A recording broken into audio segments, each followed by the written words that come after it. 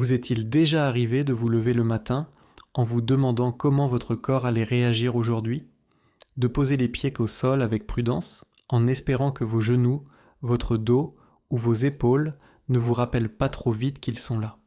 Cette sensation de raideur au réveil, ce temps d'adaptation avant de pouvoir vraiment démarrer la journée, beaucoup de seniors la connaissent. Et derrière cette raideur, il y a souvent une inquiétude silencieuse. Est-ce que ça va encore aller aujourd'hui? Est-ce que je vais pouvoir faire tout ce que j'ai prévu sans douleur, sans fatigue excessive, sans risque? Très souvent, ce que les personnes me confient, ce n'est pas un désir de performance ou d'exploit sportif. Ce sont des choses simples, essentielles, profondément humaines. Continuer à s'habiller seul sans difficulté, sortir faire ses courses en toute confiance, monter et descendre d'une voiture sans appréhension, jouer avec ses petits-enfants sans avoir peur de tomber ou de se bloquer le dos. En réalité, ce que chacun cherche à préserver, c'est sa liberté. Cette liberté de mouvement qui permet de rester indépendant, digne et actif dans son quotidien. Et la bonne nouvelle, c'est qu'il existe un moyen concret, accessible et rassurant pour entretenir cette liberté. Pas besoin de machines compliquées, pas besoin d'efforts violents ou de séances épuisantes. Ce levier, souvent sous-estimé, c'est la mobilité. La mobilité, c'est ce qui permet à votre corps de rester fluide, adaptable et confiant dans le mouvement.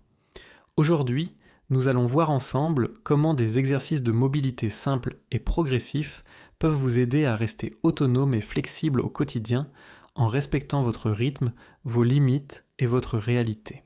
Avec les années, le corps évolue et c'est un processus naturel.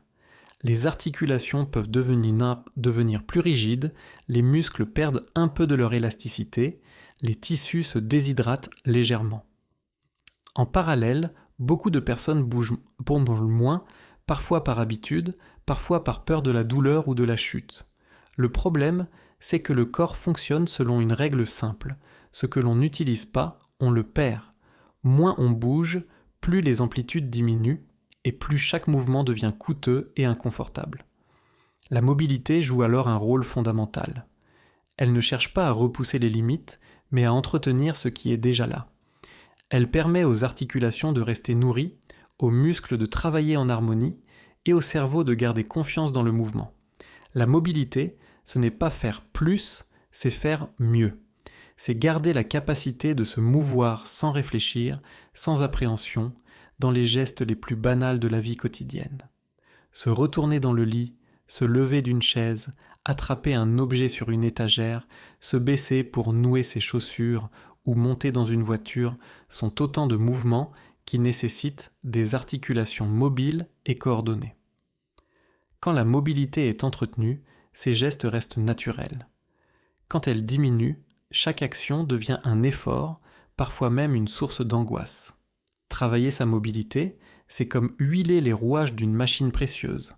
Cela permet à chaque pièce de continuer à fonctionner avec les autres, sans à-coups, sans douleur inutile. On entend souvent parler de souplesse et d'étirement, et beaucoup de personnes pensent que cela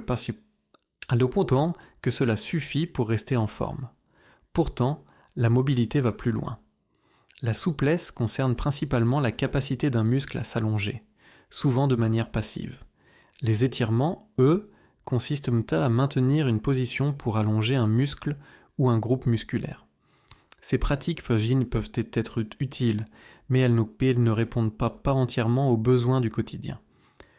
La mobilité, elle, englobe le mouvement actif des articulations avec le contrôle des muscles et de la respiration. Elle apprend au corps à utiliser l'amplitude disponible de façon fonctionnelle et sécurisée. Ce n'est pas seulement être capable d'aller loin dans un mouvement, c'est être capable d'y aller avec stabilité, contrôle et confiance. Pour les seniors, cette distinction est essentielle. La mobilité active prépare le corps à la vraie vie.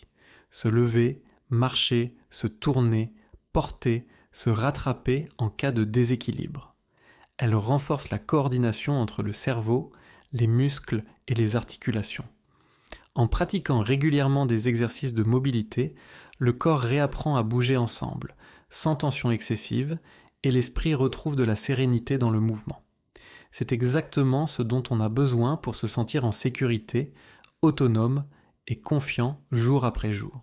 Avant de parler d'exercice, un point essentiel, la mobilité doit toujours se faire sans douleur vive.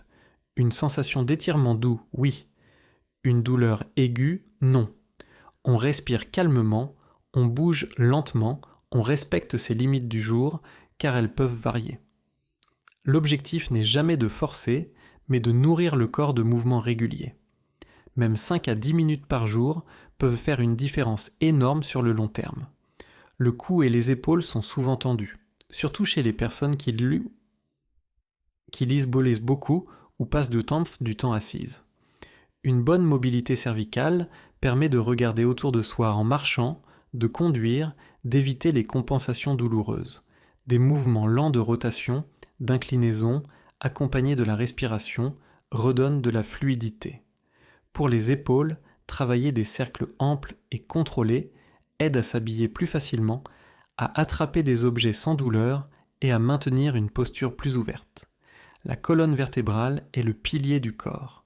Avec l'âge, elle a tendance à s'enraidir, surtout au niveau du dos et des lombaires. Pourtant, se lever d'une chaise, se tourner pour regarder derrière soi, se retourner dans le lit nécessite une colonne mobile. Des mouvements doux de flexion, d'extension et de rotation, réalisés lentement, permettent de maintenir cette capacité. On imagine la colonne comme une chaîne que l'on huile, maillon par maillon. Les hanches jouent un rôle central dans la marche, l'équilibre et la prévention des chutes. Quand elles manquent de mobilité, ce sont les genoux ou le dos qui compensent. Des mouvements circulaires, des ouvertures et fermetures contrôlées des hanches améliorent la stabilité, facilitent la montée des escaliers et rendent la marche plus fluide. C'est un travail discret, mais fondamental pour rester indépendant. Les genoux et surtout les chevilles sont essentiels pour l'équilibre. Une cheville mobile réagit mieux aux irrégularités du sol, ce qui réduit le risque de chute. Des flexions douces, des mouvements de pointe et de talon, des cercles de cheville réalisés en position assise ou debout avec appui renforcent la confiance dans les appuis. Ces petits gestes font une grande différence au quotidien. La clé, ce n'est pas de faire beaucoup, mais de faire souvent. La mobilité peut s'intégrer dans la vie de tous les jours. Quelques mouvements le matin au réveil, un petit rituel après une promenade, quelques rotations d'épaules en regardant la télévision. Plus c'est simple, plus c'est durable. Le corps adore la régularité et répond très bien à ses attentions quotidiennes. Au-delà du corps, bouger améliore l'humeur, la confiance en soi et le sentiment de contrôle sur sa santé. Sentir que l'on peut encore progresser, même doucement, est extrêmement motivant. Beaucoup de seniors redécouvrent le plaisir de bouger sans peur, ce qui a un impact positif sur toute la qualité de vie. Prendre soin de sa mobilité, ce n'est pas lutter contre l'âge, c'est coopérer avec son corps. Chaque mouvement doux est un message envoyé à votre organisme. Je prends soin de toi. Rester autonome et flexible, ce n'est pas réservé à une élite sportive, c'est accessible à chacun, à tout âge, avec bienveillance et patience.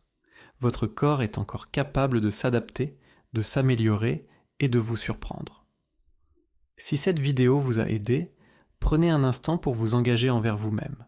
Choisissez 1 ou 2 exercices de mobilité et pratiquez-les chaque jour pendant une semaine. Et si vous souhaitez aller plus loin, abonnez-vous à la chaîne, partagez cette vidéo avec un proche qui en aurait besoin et dites-moi en commentaire quelle zone de votre corps vous aimeriez travailler en priorité. Ensemble, continuons à bouger pour rester libre et autonome le plus longtemps possible.